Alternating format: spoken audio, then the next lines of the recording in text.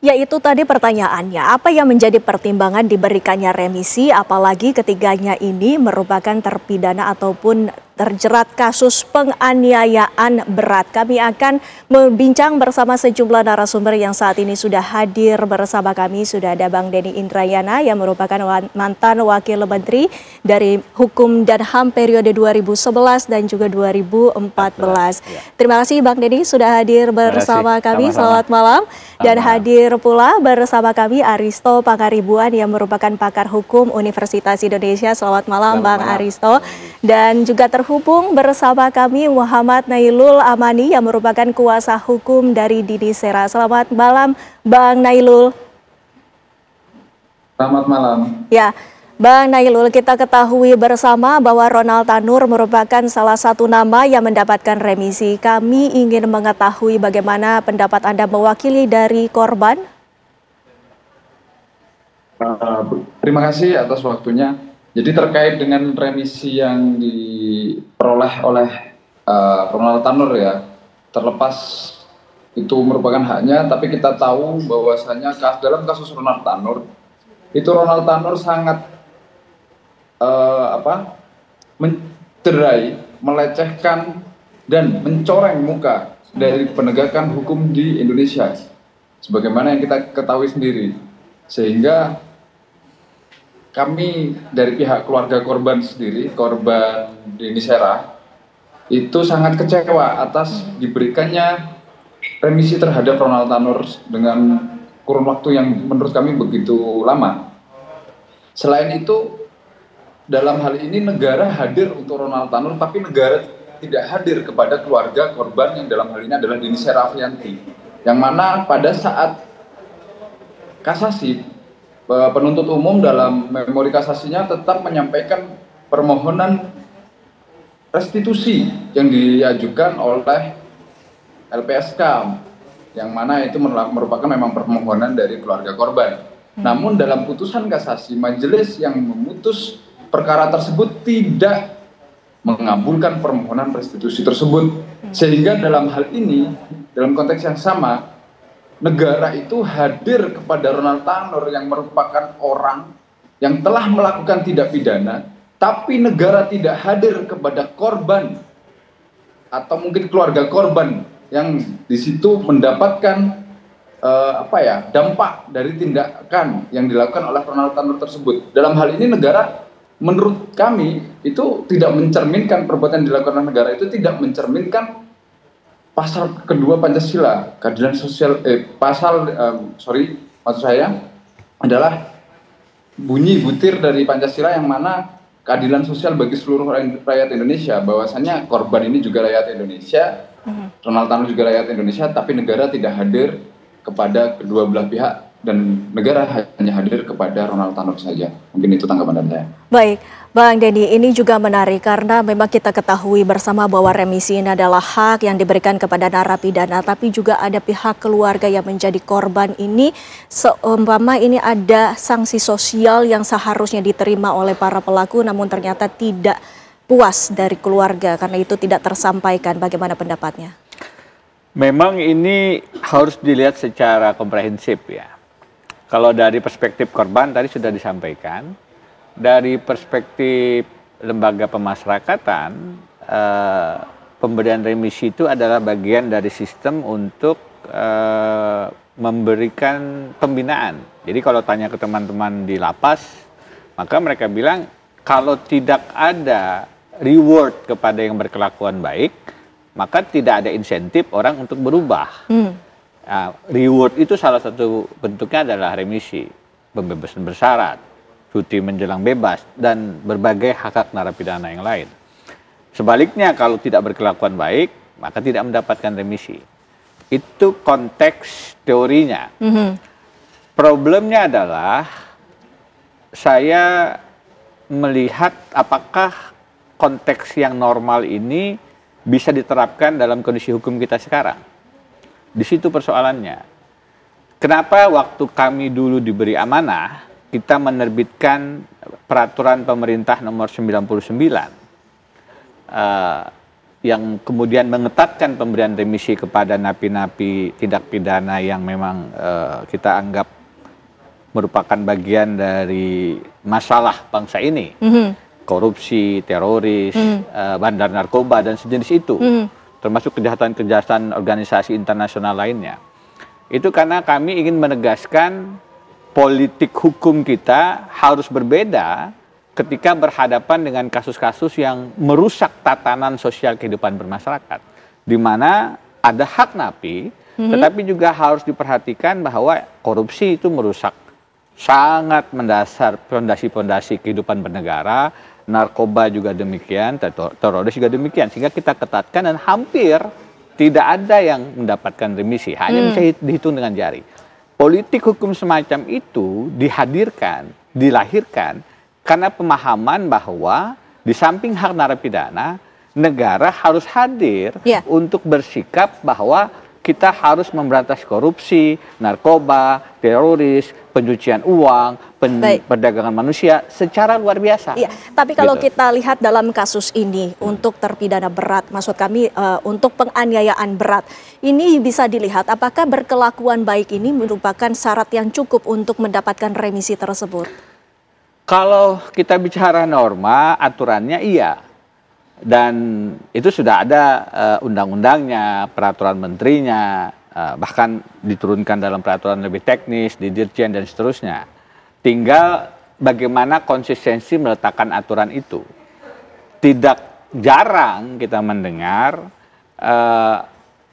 kesesuaian aturan itu bisa diubah. Dan ini kan bukan hal baru di negeri ini ya. Aturan syarat wakil presiden saja bisa dirubah oleh Mahkamah Konstitusi kan. Dan kita mendapatkan putusan Pak Usman untuk Gibran. Tetapi dalam hal ini yang sering dikhawatirkan adalah adanya pungli, uang-uang yang beredar untuk diperjualbelikannya hak-hak narapidana ini. Dan saya sebagai yang pernah mengemban amanah sebagai Wakil Menteri Hukum dan HAM mengakui itu banyak. Bahwa tatanan lembaga pemasyarakatan kita, terlepas saya berhormat kepada teman-teman di lapas, di rutan yang masih menjaga integritas, tapi tidak sedikit yang memang masih tercemar dengan praktek-praktek pungli ini, termasuk dalam pemberian remisi. Sehingga melihat hanya pada tataran konseptual, teoritik, ini berkelakuan baik, secara hanya tekstual saja, itu tidak cukup. Tidak cukup. Harus betul-betul dikuliti, dibelejeti bahwa ini bukan praktek jual beli hak-hak narapidana. Iya, tentunya Bang Risto, kami juga ingin mengetahui dari pandangan Anda sendiri sebagai pakar, apakah ini adil pemberian remisi sementara juga ini menjadi perhatian dari publik sendiri? Oke, begini. Setuju dengan Prof. Denny ya soal konseptual tadi ya. Ini kan paradigmanya itu hak ya. Paradigmanya kan dari penjara kemudian warga binaan, itu hak. Persoalannya adalah metode, ini kan kewenangan dan hak. Kewenangan diberikan oleh negara, hak dari warga binaan. Persoalannya adalah kewenangan negara dalam memberikan hak itu, metodenya. Nah, kalau saya agak berbeda sedikit kepada Prof. Denny. Prof. Denny bilang hukum tekstualnya kira-kira sudah baik memang begitu. Kalau saya melihat justru hukum tekstualnya juga mengandung persoalan sehingga publik kecewa. Apa yang mengandung persoalan? Begini, kasus misalnya kayak Mario Dandi yang kita diskusikan adalah kasus publik yang orang itu heavily invested terhadap perkaranya. Menjadi perhatian sosial, makanya kita pertanyakan soal adil atau tidak adil. Kedua, mekanisme pemberian hak tadi, ini di Kemenkumham ini, sekarang Kemenkum ini kan tertutup. Maksudnya saya tertutup gini, ada sidang TPP ya, tim pengamat pemasyarakatan. Itu prosesnya birokratis, itu isinya kan internal dari aparat Kementerian Hukum dan HAM. Artinya prosesnya ini tertutup dan kita tidak bisa akses. Orang tiba-tiba dikasih siaran pers, si ini mendapatkan remisi, si itu mendapatkan remisi. Sehingga orang kan kaget. Nah, hal ini berbeda misalnya, saya kasih contoh, nggak usah jauh-jauh. Misalnya di Singapura. Di Singapura itu, ketika mau memberikan remisi saja, itu ada yang namanya risk assessment. Salah satu faktor risk assessment itu adalah apakah ini menimbulkan keresahan sosial atau tidak. Itu yang pertama. Yang kedua, di negara-negara lain, proses seperti sidang TPP itu kan sebelum diberikan remisi itu kan ada TPP ya, rekomendasi dari TPP, misalnya pembebasan bersyarat juga begitu. Itu melibatkan orang independen, eksternal. Siapa itu misalnya? Tokoh masyarakat yang mewakili partisipasi masyarakat. Karena dalam perkara seperti ini, karena yang dilanggar adalah hukum publik, maka masyarakat punya suara di situ. Kenapa Indonesia tidak bisa melakukan No hal itu? wonder. Desain hukumnya memang birokratis seperti itu. Tertutup artinya. Pengambilan keputusannya tertutup. Sehingga unsurprisingly, makanya kita nggak kaget juga kalau misalnya ada keputusan besar seperti ini, ya, dalam perkara yang heavily invested, bahkan TV One sudah diskusi soal perkara ini beberapa kali dan saya juga diundang. Kaget kan? Kita tiba-tiba siaran pers, kemudian pejabatnya memberikan eksplanasi yang ya normatif, ya, oh, itu hak, berkelakuan baik, tanpa kita bisa lihat proses pengambilan keputusannya, tanpa kita bisa akses pertimbangan fullnya seperti apa. Yang diberikan kepada publik ya hanya press release yang singkat saja. Nah ini berbeda dengan negara tetangga, misalnya nggak usah jauh-jauh di Singapura, yaitu diberikan juga akses terhadap informasi itu. Artinya prosesnya itu tidak transparan. Iya, menurut saya iya. Sehingga kita kaget, walaupun secara konseptual saya setuju dengan Prof. Denny, itu hak. Kalau tidak, orang tidak mau ada insentifnya untuk berkelakuan baik. Karena paradigmanya ini kan namanya juga lembaga pemasyarakatan, memasyarakatkan orang yang pernah bersalah, begitu loh, diberikan kesempatan. Jadi bukan untuk menghukum seberat-beratnya. Bahwa konsep remisi, asimilasi, pembebasan bersyarat, cuti bersyarat itu exist, yes, secara konseptual, iya, dan itu hak. Tapi persoalannya di sini tadi metode untuk exercising hak itu persoalannya. Ya, Bang Nailul, ini bagaimana pendapat Anda dari pernyataan Mas Aristo tadi? Apakah benar dalam proses pemilihan remisi ini menurut Anda dari kuasa hukum korban ini sendiri melihat bahwa tidak ada transparansi ataupun keterbukaan dalam pemilihan siapa saja yang berhak untuk mendapatkan remisi, Bang Nailul? Terima kasih. Tadi saya menyoroti 2 poin dari Pak Denny dan Pak Aristo. Yang pertama dari Pak Denny, yang pengalamannya menyatakan bahwasannya tidak sedikit adanya pungli pada saat pemberian remisi. Itu tadi yang disampaikan Pak Denny. Yang kedua Pak Aristo terkait proses tersebut tidak transparan. Pada prinsipnya saya sepakat dengan apa yang disampaikan dengan Pak Aristo, bahwasannya proses tersebut tidak transparan karena tiba-tiba muncul, tiba-tiba diberikan seperti itu. Tadi di cuplikan tadi disebutkan bahwasannya semuanya mendapatkan haknya dan sebagainya. Tapi kita nggak tahu apakah memang ada atau tidak dari pihak narapidana yang di situ memang pada prinsipnya dia memenuhi syarat untuk mendapatkan remisi, tapi ternyata dia tidak mendapatkan remisi. Karena kita tidak tahu, kita tidak pernah tahu terkait prosesnya seperti apa, sehingga tadi memang kurangnya transparan. Tiba-tiba kok Ronald Tanur dia dapat remisi gitu kan. Ini juga menjadi pertanyaan bagi kami, emang dia di dalam itu ngapain aja, berkelakuan baik seperti apa. Seperti itu. Terus tidak sedikit adanya pungli tadi yang disampaikan oleh Bang Denny ya, terkait itu. Nah, kalau memang seandainya memang Ronald Tanur itu melakukan ada upaya lah di situ dalam tanda kutip terkait dengan pembayaran sehingga dia mendapatkan remisi, itu mungkin saja karena pada saat persidangan tingkat pertama di Surabaya dia sudah melakukan itu. Apalagi di lapas ini kan juga tertutup ya dari pihak, nggak ada yang pengawasan dan sebagainya dari pihak luar eksternal, terutama dari pihak masyarakat lah, selaku orang yang sering mengawasi, ya masyarakat yang sering mengawasi. Di situ kita nggak tahu nih tiba-tiba kok dia dapat remisi. Itu memang harus diatur secara tegas terkait dengan transparansi siapa saja sih yang dapat, terus kenapa dia bisa dapat remisi. Iya, Bang Denny, ini kalau menurut pihak dari kuasa hukum dari Denny Saraya yang merupakan korban dari Ronald Tanur menyatakan bahwa ada dugaan adanya transaksional dari Ronald Tanur dan juga dari pihak mungkin lapas ataupun kuasa hukumnya kepada hakim, yang kita ketahui mungkin ini masih menjadi tanda tanya. Ini apakah menurut Anda apakah ini bisa ditindaklanjuti dan juga bagaimana solusinya nanti dijawab Bang Denny selepas jeda pariwara berikut ini. Kita lanjutkan perbincangan kami. Bang Denny menjawab mengenai adanya dugaan bahwa Ronald Tanur ini mengeluarkan sejumlah uang untuk mendapatkan remisi. Ini menurut Anda seperti apa? Saya tidak punya buktinya. Iya, tapi dugaannya ada beberapa pihak. Begini. Kebetulan saya di dalam sejarah pernah menjadi Wakil Menteri Hukum dan HAM. Cuman 3 tahun. Tapi dalam 3 tahun itu sayangnya di tataran pelaksanaan pembinaan pemasyarakatan di lapas, di rutan, itu di setiap proses tidak lepas dari praktek pungli.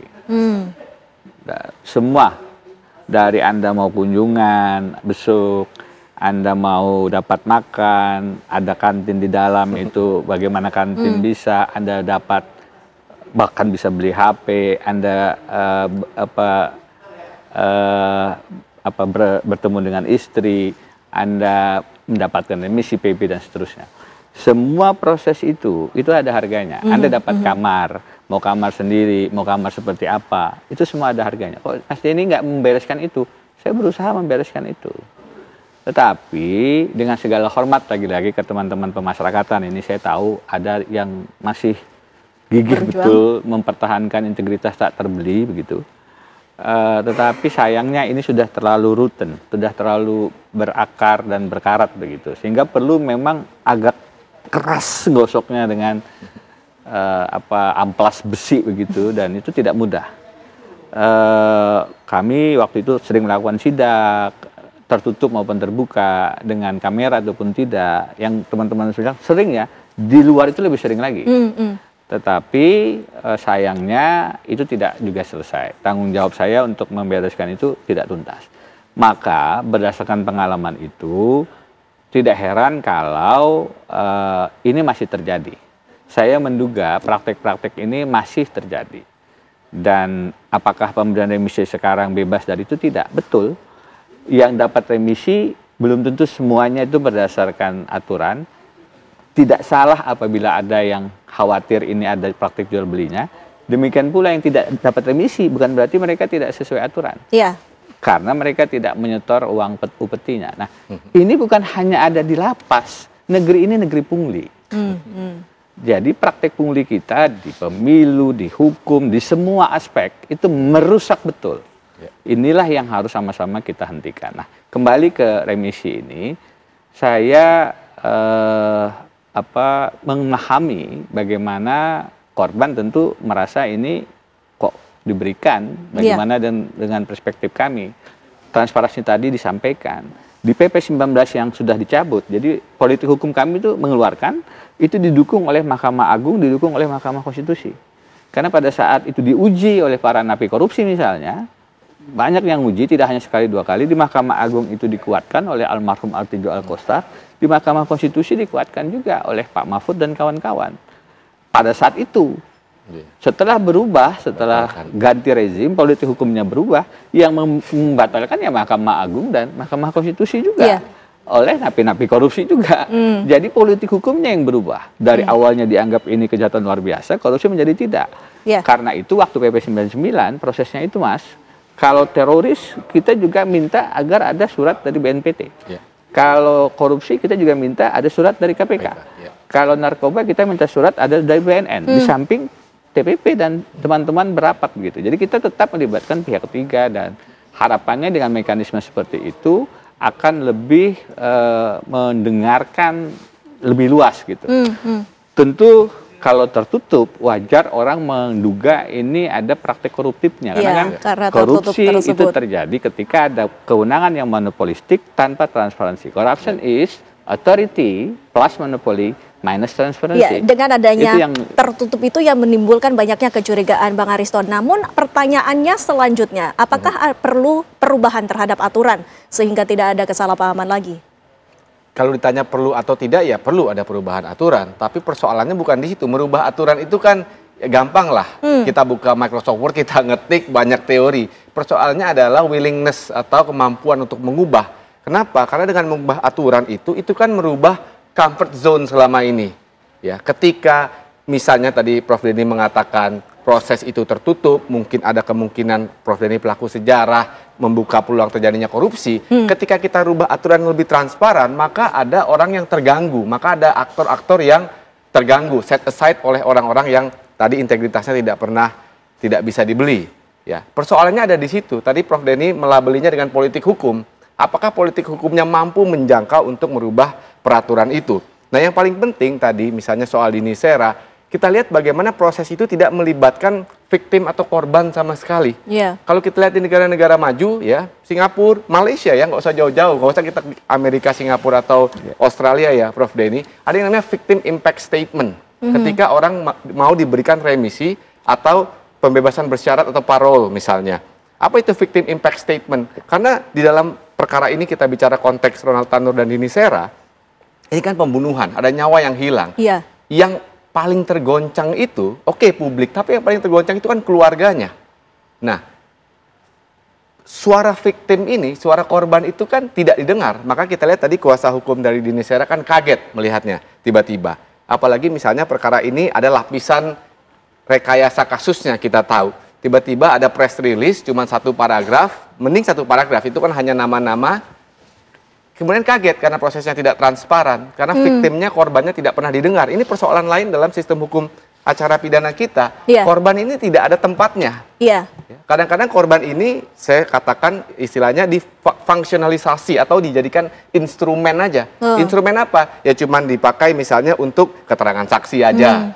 Ya, misalnya keluarga korban untuk keterangan saksi dipakai untuk memperlengkap berkas saja, tapi dia tidak ditempatkan di dalam posisi yang semestinya di dalam hukum acara. Salah satu contoh konkret adalah dalam perkara ini. Ya, tiba-tiba misalnya dipotong nanti tanpa didengar apa sih suaranya, suara korban ini. Paling tidak didengar dalam sidang, saya bayangkan dalam sidang TPP itu didengarlah suara korban misalnya. Baik, Bang Nailul, silakan tanggapannya tentang pernyataan dari Bang Harasto tadi.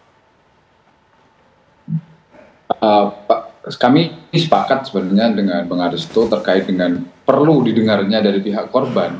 Itu memang sesuatu hal yang penting menurut kami, karena adanya perkara tersebut, kenapa dia dihukum sampai itu kan karena adanya korban dari kami.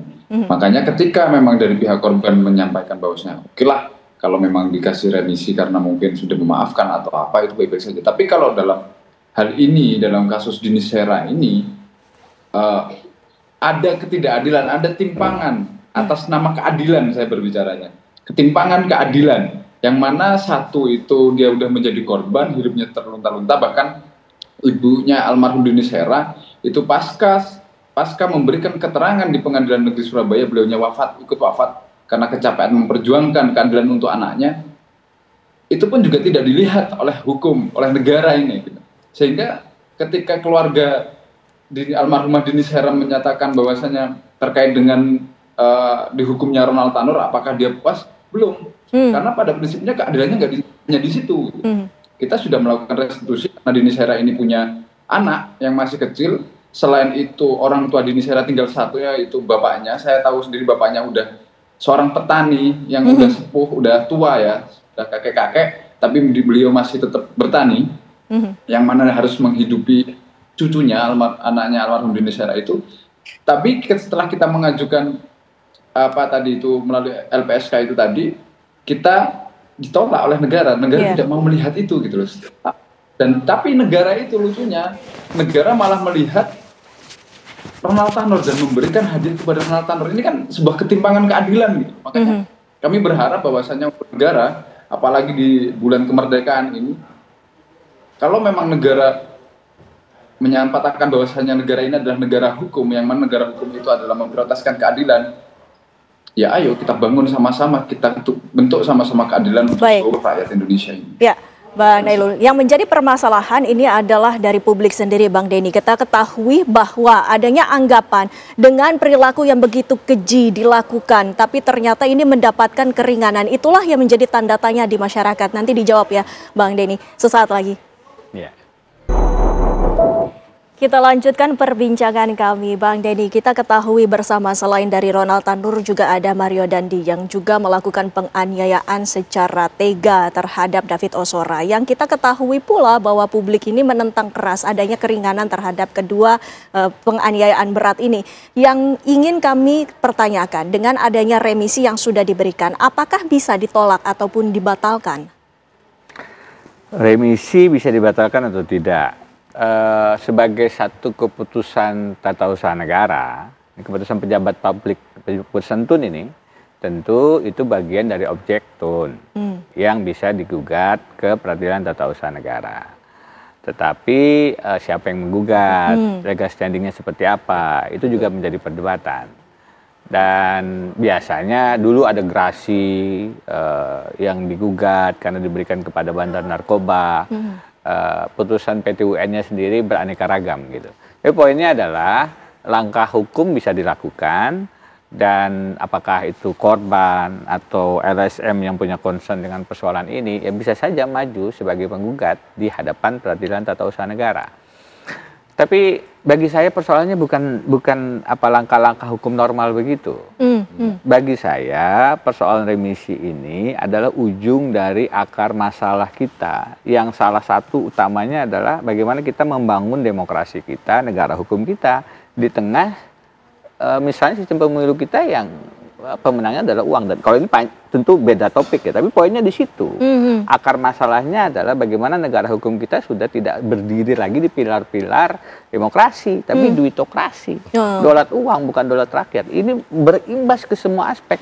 Remisi yang semacam ini yang masih menimbulkan perdebatan karena public distrust, tidak ada kepercayaan, itu adalah ujung dari masalah aliran kotor ini, gagal ginjal pemilu kita. Harusnya pemilu itu menghadirkan darah bersih, tapi yang dihadirkan adalah justru darah kotor. Darah bersihnya nggak hadir-hadir, sehingga banyak kebijakan-kebijakan publik kita akhirnya diragukan kebersihannya, termasuk masalah remisi ini. Jadi kalau ditanya bisa digugat, bisa, tapi itu langkah-langkah normal. Siapa yang bisa menjamin kalau remisinya diberikan dengan jual beli? Siapa yang bisa jamin putusan tunnya tidak bisa dijual beli juga? Dan praktik mafia hukum kita itu bukan hanya di lapas, itu dari semua proses hukum. Kami pernah di Satgas Pemberantasan Mafia Hukum. Semua praktek penegakan hukum kita tercemar dengan jual beli perkara semacam ini. Kami pernah di Satgas Pemberantasan Mafia Hukum, kami pernah Indonesian Court Monitoring di Jogja. Perjuangan kita untuk membersihkan penegakan hukum kita dari jual beli perkara itu jauh dari selesai. Iya, Bang Denny menjawab bahkan adanya distrust begitu dalam pengadilan kita. Ini juga kita tanyakan kepada kuasa hukum dari Dini Sera. Bang Nailul, ini bagaimana Anda menjawabnya bahwa ada ketidakpercayaan dari masyarakat terhadap hukum dan juga seperti yang Anda sebutkan sebelumnya bahwa ada kemungkinan mencederai hukum. Bang Nailul. Terima kasih. Bahwasanya terkait dengan masyarakat sudah mulai tidak percaya, sudah tidak percaya lagi dengan penegakan hukum itu pada dasarnya sudah lama ya. Terlepas kenapa sampai sekarang masyarakat, bahkan di masyarakat itu beredar hashtag yang berbunyi adalah no viral no justice. Itu menunjukkan bahwasanya masyarakat itu pada prinsipnya protes terhadap penegakan hukum di negara hukum ini, yang tadi kata Bang Denny bisa dibeli. Itu. Ayolah, kita sama-sama aparat penegak hukum, kami juga salah satu aparat penegak hukum. Ketika kita ingin membuat masyarakat itu percaya lagi dengan penegakan hukum di negara hukum ini, ya ayo kita perbaiki bareng bersama-sama. Kita ciptakan benar-benar keadilan yang benar-benar seadil-adilnya bagi seluruh masyarakat. Kita berusaha untuk mengembalikan lagi marwah dari penegakan hukum di negara hukum ini. Yang mana kemarin kita ketahui dalam kasus Ronald Tanur juga sudah dicoreng lah marwahnya dengan artinya bahwasanya keluarganya melakukan suap dan atau gratifikasi kepada ketiga hakim di PN Surabaya. Baik, Bang Nailul. Bang Saristo, kita juga ingin mengetahui pertanyaan yang mungkin saya ingin tanyakan. Apabila memang ketiganya, Mario Dandi, ataupun Shane Lucas, ataupun Ronald Tanur ini berhak mendapatkan remisi, bagaimana meyakinkan publik yang saat ini memang sudah pendapatnya bertolak belakang dengan fakta? Kalau meyakinkan publik 100% ya pasti nggak bisa lah ya. Di sistem yang transparan pun pasti ada kontroversial di negara-negara maju ketika memberikan hukuman kepada warga binaan atau narapidana. Tapi yang paling penting adalah tadi saya sudah katakan konsepnya baik ya, memanusiakan kembali orang yang pernah salah, tetapi exercise atau metodologi untuk mengeksersis kewenangan dan hak itu yang perlu ada perubahan. Tadi saya sudah berikan ilustrasi ya bagaimana negara-negara tetangga atau negara-negara yang lebih maju, Singapura, Malaysia, Amerika, dan Inggris itu, mereka mempunyai seperti TPP. TPP itu kan tim pengamat permasyarakatan, itu yang menentukan tuh remisi, asimilasi, pembebasan bersyarat. Nah ini harus ada orang independennya, jangan proses yang tertutup dan birokratis. Kalau sekarang kan ini prosesnya tertutup birokratis, isinya ya pegawai negeri, Kementerian Hukum aja semua. Nah ini tidak ada unsur dan impas. Iya sekarang ini pas, maaf ya. Dulu Hukum dan HAM ya. Bang Denny ini pelaku sejarahnya.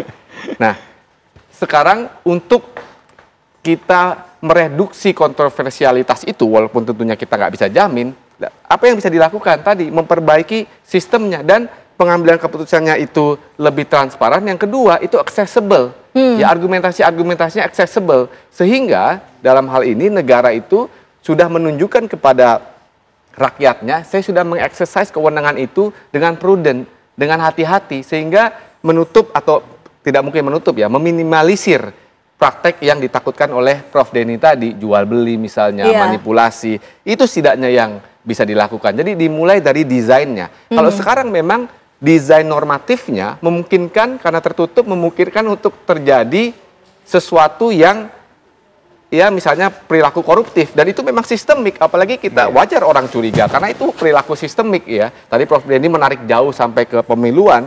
Dalam hukum itu sangat sistemik juga, bukan hanya di proses lapas. Dan bagaimana cara mereduksi ya, mengobati sistemik itu, tadi saya setuju, bukan hanya dengan gugatan-gugatan normal, itu sama saja memberikan plester kepada luka yang besar, tapi mulailah dari desain hukumnya tadi saya sudah berikan ilustrasi contoh-contohnya. Ya, kita harapkan dengan adanya berbagai solusi yang sudah dibahas pada malam hari ini juga didengar oleh pemerintah, ini juga demi kebaikan penegakan hukum di Indonesia pula. Terima kasih Bang Denny, terima kasih Bang Aristo, dan juga terima kasih Bang Nailul, waktunya bersama kami di Apa Kabar Indonesia Malam. Sehat-sehat selalu Bapak-Bapak. Terima kasih, sama-sama.